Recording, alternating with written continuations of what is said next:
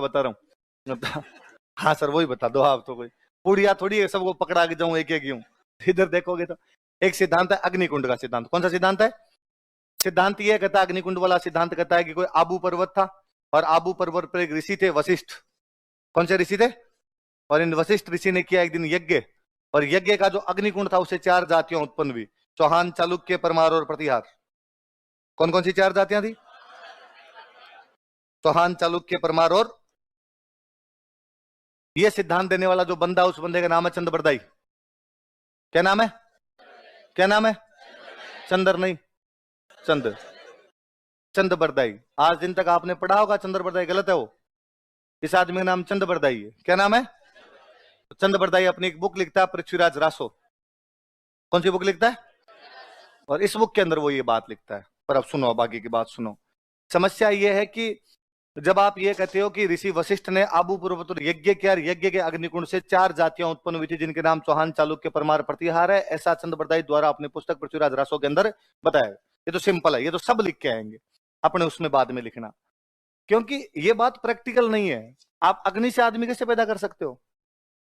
और यदि अग्नि से आदमी पैदा होता है तो फिर फौजियों को मरवाने की आवश्यकता क्या है? फिर तो योगी आदित्यनाथ को बाबा चुनाव नहीं लड़ना, यज्ञ कर और आदमी पैदा कर इसमें से, और आदमी पैदा कर, फौज बना, फौज को कश्मीर भेज देंगे, वो लड़ती रहेगी और मर जाएंगे, हम और भेज देंगे। छींटे मार मार के आपको तो यज्ञ में से पैदा ही तो करना है। नहीं, ऐसा नहीं था।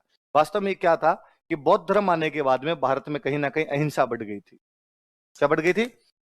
अपने यहाँ के जो लोग थे, राजा महाराजा, तो लड़ने क्या हो गए थे? कम हो गए थे। अहिंसा की प्रवृत्ति ज्यादा थी, हिंसा की प्रवृत्ति क्या हो गई थी? कम। कई साल तक चलता रहा। अचानक 8वीं शताब्दी के आसपास या 7वीं शताब्दी के अंदर ही मुस्लिम अटैक होने शुरू होते हैं। अरबी आक्रमण। कौन से आक्रमण होने शुरू होते हैं? अरबों के आक्रमण होने शुरू होते हैं। अरबों के जब आक्रमण हो रहे थे तो वो एक नई संस्कृति थी, एक नई कल्चर थी। क्या भारत में पहले युद्ध नहीं होते थे? हिंदू राजाओं के बीच युद्ध नहीं होते थे? होते थे। तो क्या पहले कोई भी जोहर हुआ है?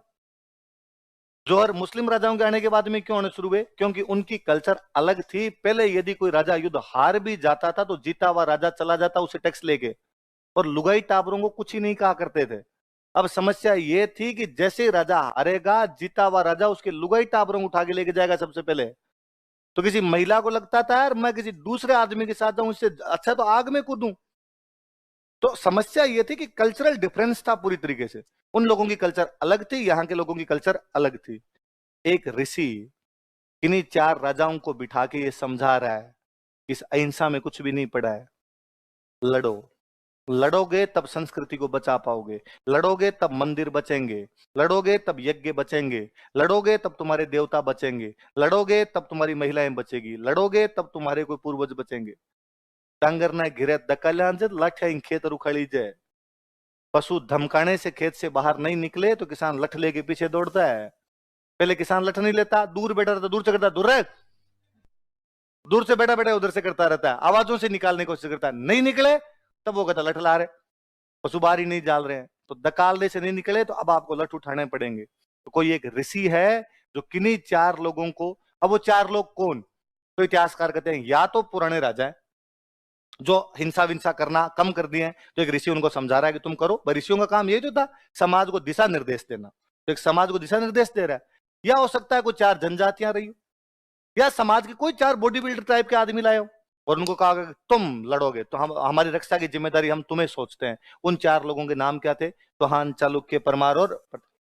जब आप ये कहते हो कि उनकी उत्पत्ति अग्निकुंड से हुई, यज्ञ के दौरान हुई थी। यज्ञ भारत में सफलताओं के लिए किए जाते हैं। यज्ञ किसके लिए किए जाते हैं? एक ऋषि उन 4 आदमियों को बिठा के उनका कॉन्फिडेंस बढ़ा रहा है कि देखो अब तो यज्ञ कर दिया, और यज्ञ कर दिया ना तो भगवान राजी है, अब तुम लड़ोगे ना तो अब की बार नहीं हारोगे, जाओ तुम तो लड़ने के लिए। आज भी आप पढ़ते हो कि भारत का वर्ल्ड कप में इंग्लैंड के खिलाफ मैच है, इंदौर में बजरंग दल के सदस्यों ने यज्ञ करके भारत की जीत की कामना की। आज भी गांव के अंदर जब बरसात नहीं होती है तो यज्ञ करते हैं, इंद्र भगवान राजी होंगे। तो यज्ञ सफलताओं के लिए किए जाते हैं। किसके लिए किए जाते हैं? और अग्नि वह देवता है जो हमारे तथा बाकी देवताओं के बीच में मीडिएटर है। अग्नि वह देवता है जो हमारे तथा बाकी देवताओं के बीच में किसकी काम करता है? मीडिएटर का।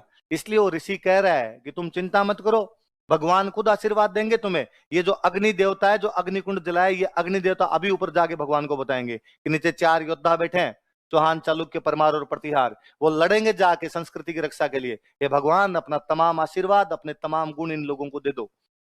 तो हम अग्नि देवता के माध्यम से अपनी कामनाएं भगवान से किया करते थे, क्योंकि अग्नि देवता हमारे तथा भगवान के बीच में किसका काम करता है? किसका काम करता है? इसीलिए शादी में फेरे अग्नि के चारों तरफ लेते हो, वरना तो बीच में पानी की बाल्टी रख के 4 चक्कर काट लो। है भाई, आपने अग्नि क्यों जलाई? क्योंकि अग्नि आपके तथा बाकी देवताओं के बीच में किसका काम करता है? मीडिएटर। किसका काम करता है? मीडिएटर का काम करता है। इसीलिए जब आप मंगलवार को बालाजी का प्रसाद चढ़ाते हो तो आप धूपिये पे रखते हो। धूपिया समझते हो? मम्मी धूपिया लेके आती है, वो रखती है और बाद में उसके ऊपर रखती है, बाकायदा चूरमा बनाती है तो चूरमे पे रखती है कि हे अग्नि देवता, बालाजी को जाके प्रसाद दे देना। क्योंकि बालाजी के अपने बीच में मीडिएटर कोई है तो वो है। और कभी देखना, वो अग्नि भी देवता है खुद, वो केवल मीडिएटर नहीं है, वो देवता है, इसलिए सम्मान पूर्वक दिया जाए उसके भी। ऐसे थोड़ी होता मम्मी दूर से यूं चूरमे की गोली बना के कहती है हे आ रहा है, नहीं करती ना, बाकायदा यूं हाथ के हाथ लगा के सम्मान पूर्वक उसके ऊपर रखती है। क्यों? क्योंकि अग्नि खुद भी क्या है? तो इसके नीचे एक सिंपल लाइन लिखना कि अग्निकुंड का सिद्धांत आज के वैज्ञानिक दौर में मान्य नहीं है। संभवतः ऐसे लोग जो अब हिंसा करना छोड़, तो ऐसे क्षत्रिय जो अहिंसक हो गए थे उन्हें आक्रमण के लिए सचेत किया गया होगा, या कोई जनजातियों के लोग रहे होंगे जिन्हें आक्रमणों के लिए क्या किया गया? सचेत किया होगा। अग्नि चेतावनी का प्रतीक है। अग्नि किसका प्रतीक है? पहले गांव में आक्रमण हो जाता, पास के गांव वालों को बुलाना है तो इस गांव में आग लगाते, आग की लपटें ऊंची जाएगी, पास वालों को पता चलेगा खतरा है, इसलिए खतरे के निशान लाल होते हैं। अग्नि का रंग है वो, जैसा अग्नि का रंग है, अग्नि को देख के खतरे का पता चलता है तो वहां जाया जाए। तो अग्नि चेतावनी का प्रतीक है, तो अग्नि कुंड यहां पर चेतावनी बता रहा है। चेतावनी किसकी? उन अरबी आक्रमणों की। है बात समझ में? तो पूरा वो सिद्धांत आपके नोट्स में लिखा हुआ है। सिद्धांत लिखने के बाद जब आप लिख दो, नहीं देखना नोट्स, इधर मेरी तरफ भी देखो आप, मैं ज्यादा हैंडसम हूं यार, इधर नोट्स में क्या पड़ा तो, हाँ मतलब मेरे होते हैं तुम्हारे नोट्स में ध्यान कैसे जा सकता है? इधर देखो, अपने हीरो इधर है। तो नीचे नीचे लाइन लिखनी है कि भाई प्राचीन क्षत्रिय, बौद्ध क्षत्रिय अथवा जनजातीय के लोगों को चेतावनी देने के लिए ऋषि ने एक यज्ञ का आयोजन किया था और यज्ञ के माध्यम से उन लोगों का कॉन्फिडेंस बढ़ाया था। भाई बात समझ में? उससे क्या पढ़ने वाले को ये लगता है कि तुम साइंटिफिक बंदे हो। जब कोई आपका आंसर पढ़ता है तो उसको लगता है कि नहीं यार, फिर ये बात तो मूर्ख ही करता है ना कोई, कि अग्नि में से 4 आदमी हमारे तो उत्पन्न कर दिए थे। तुम पढ़े लिखे हो यार, तुम सिविल सर्वेंट बनोगे, तुम्हारा दिमाग चलना चाहिए ना कि अग्नि में से आदमी पैदा नहीं होता है। तो फिर ये क्यों कहा गया है? तो ये मैंने कल आपको बात बताई थी कि चीजें सांकेतिक रूप में होती है, और अपनी ज्यादातर किताबें सांकेतिक रूप में है। पुरानी किताबों में सांकेतिक रूप में खूब सारी बातें की हुई है। अब वो तो आप सिंपल सा उदाहरण है ना, कि महिलाओं की सुंदरता का जब वर्णन किया जाता है कितने सारे संकेत है। वैसा प्रैक्टिकली होता है क्या?